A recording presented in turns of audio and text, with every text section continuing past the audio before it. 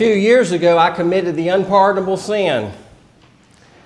My wife had asked me to cut some plants in her gardens, and being the type of husband that always needs extra credit, I decided to cut some things she didn't ask me to cut. I cut her hydrangeas.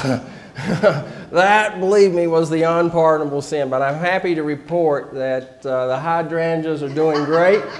And we have saved my posterior. And we have some of those before us today. And I would love it if you would tell my wife after the service that you love the flowers.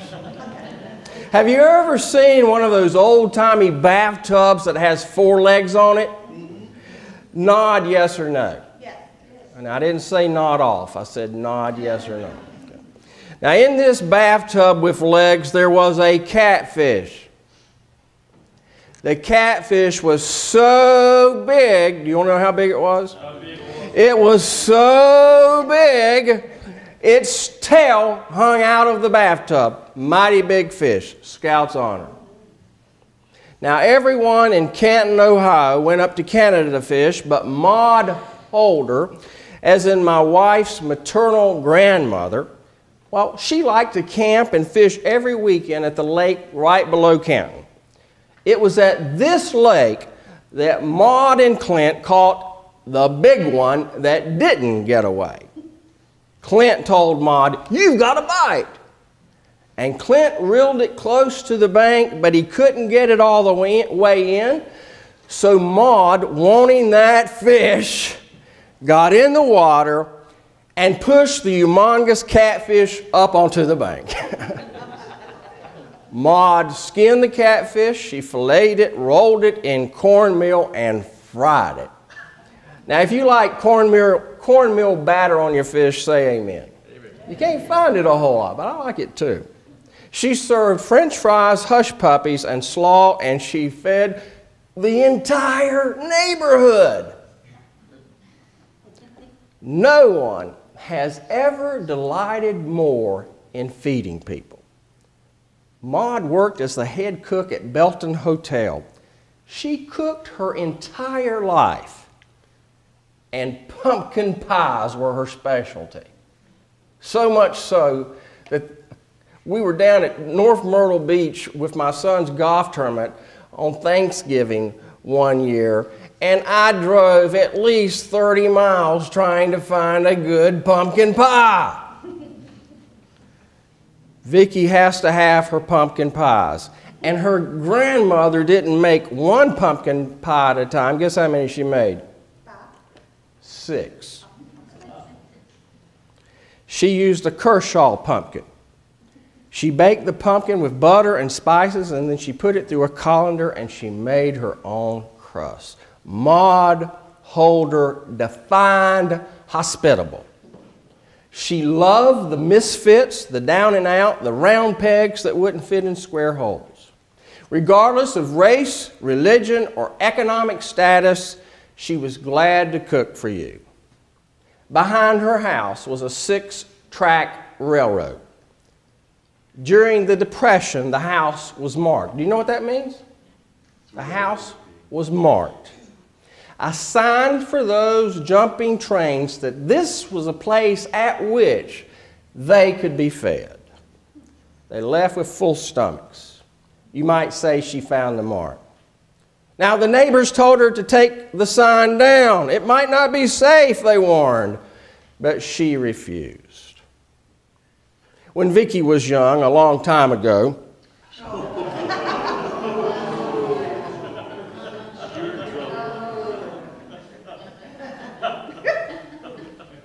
okay, I'll make it nicer. When Victoria was just a spring chicken, Maud, or Grandma Holder, took Vicki, her brother, and her cousin to see Mickey Mouse at Disney. When Vicki and her cousin returned from the "It's a Small World After All" ride, oh, see why I'm not in the choir.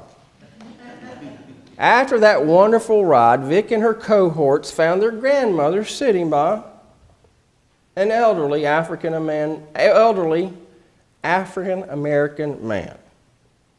Now, I'm sure you're not surprised to know that in Mitchell County at that time, and even now, where Vicki was from, there weren't exactly a lot of black people. So guess what Maud did?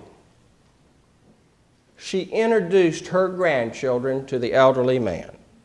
And she told Vicki, her brother and cousin, to get in line with the man's grandchildren, and she paired them, getting them to hold hands. It was the first time Vicki had ever touched someone not of the same race. Throughout her life, Grandma Holder had a way of finding the teachable moments. Her most frequent sayings were, "Don't ever treat someone like you think you are smarter than they are or richer. There will always be someone smarter than you and someone richer. The key is to treat everyone like you would want to be. Never judge someone until you've walked in their shoes. You never know the burdens people bear." Maud Holder not only was the type of woman who would climb into the water to get a fish up onto the bank, she also was the type of woman who would go out of her way to make all people feel welcome. She was also the type of mother who did what she had to do. Do you know any mothers like that? She did what she had to do. Her husband, a builder, was often gone. She, Maud, the mother of 6 kids, 3 boys, 3 girls, with the youngest boy spoiled rotten to the core even to this day, she raised the family literally by herself. Nothing ever stopped the woman. At 80, she worked like she was 40. At 80, when she had a cracked vertebra, she announced, direct quote, "I've done the washing, I've done the dusting, I've mopped the kitchen. If my back hadn't hurt, I could have done a day's work." When Will, our son, was born, Vicki and I put her grandmother to work. Vicki had a cesarean, tough recovering from that. Our son was in the hospital in intensive care for 7 to 10 days. I believe it was 10.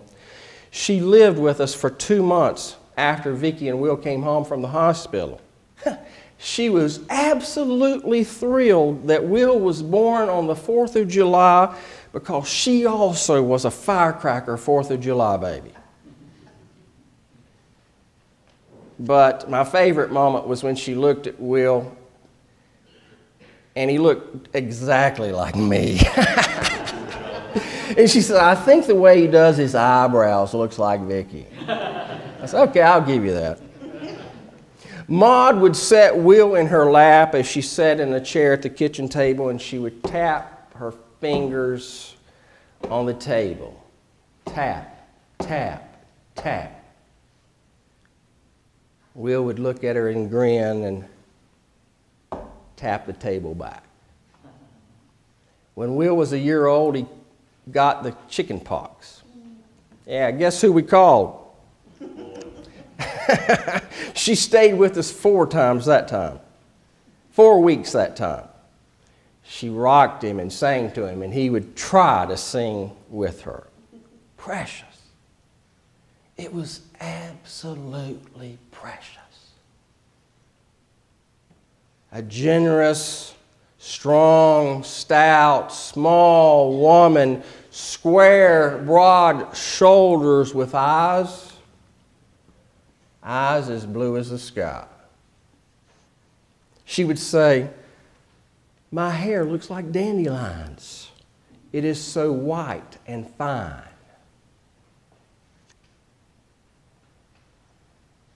Her picture's on the front of the bulletin.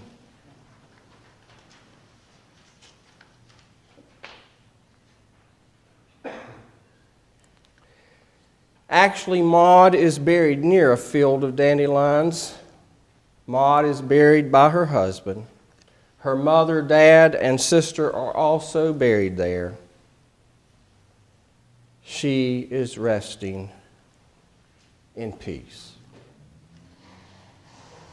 On this Mother's Day, we give thanks for mothers and grandmothers who formed the core of our being.